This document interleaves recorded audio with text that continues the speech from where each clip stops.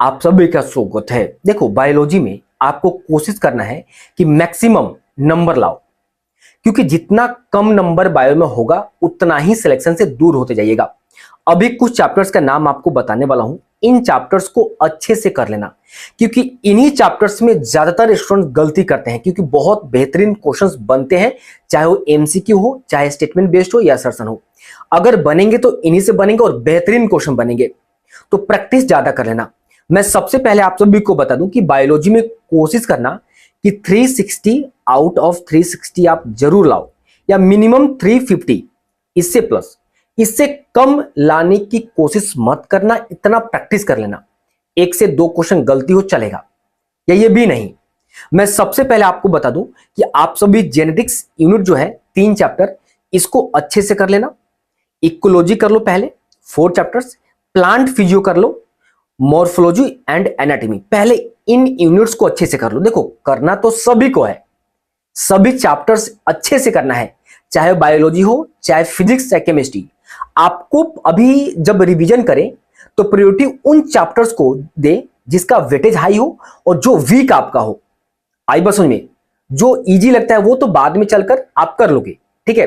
अभी प्रायोरिटी देना है जो हाई वेटेज और आपका वीक चैप्टर्स को, ये पहले अच्छे से कर लो। अगर इतने अच्छे से कर लेते हैं तो ऑन एन एवरेज 40 क्वेश्चंस इन्हीं से आएगा, ये इतना, ठीक है।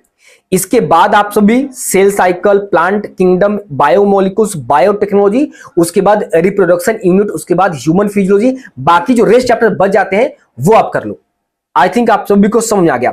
देखो, मेरा पॉइंट यह है, इन चैप्टर्स को करो जो वीक है आपको, क्योंकि देखो आपको पता है कि यहाँ पे एपियरिंग वाले स्टूडेंट्स हैं और वैसे भी जो 5th 7 ड्रॉप करके बैठे हुए हैं, तो प्लानिंग से चलेंगे तो आपका सिलेक्शन भी हो जाएगा, क्योंकि आपको पता है कि 2022 में कितना बेहतरीन क्वेश्चंस पूछे गए हैं। आपको पता है बायोलॉजी में खासतौर टाइम कंज्यूमिंग क्वेश्चंस थे, इजी थे लेकिन time consuming due to assertion reason and statement based question की वजह से।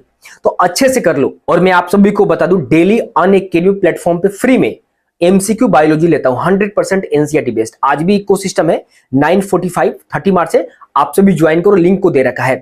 तो ये जो मैंने आप सभी को बताया, इस पे ध्यान दो। बस अगर प्लानिंग से पढ़ाई कर लेते हैं, आप ये मानकर चलो कि आपके पास ओनली 30 डेज हैं, आपके पास ज्यादा दिन नहीं है। और आप कोशिश करो कि अप्रैल 25 अप्रैल तक आप बायो का बैंड बजा दो। मतलब इतना अच्छे से तैयारी कर लो कि अगर 25 अप्रैल को भी अगर एग्जाम देने को कहा जाए, आप प्रिपेयर रहो। अब ऐसा मत करना कि हाँ 25 अप्रैल 25 अप्रैल तक आप प्रिपेयर रहो, कि अगर उस दिन भी एग्जाम हो नीट का तो देने के लिए हम रेडी हैं।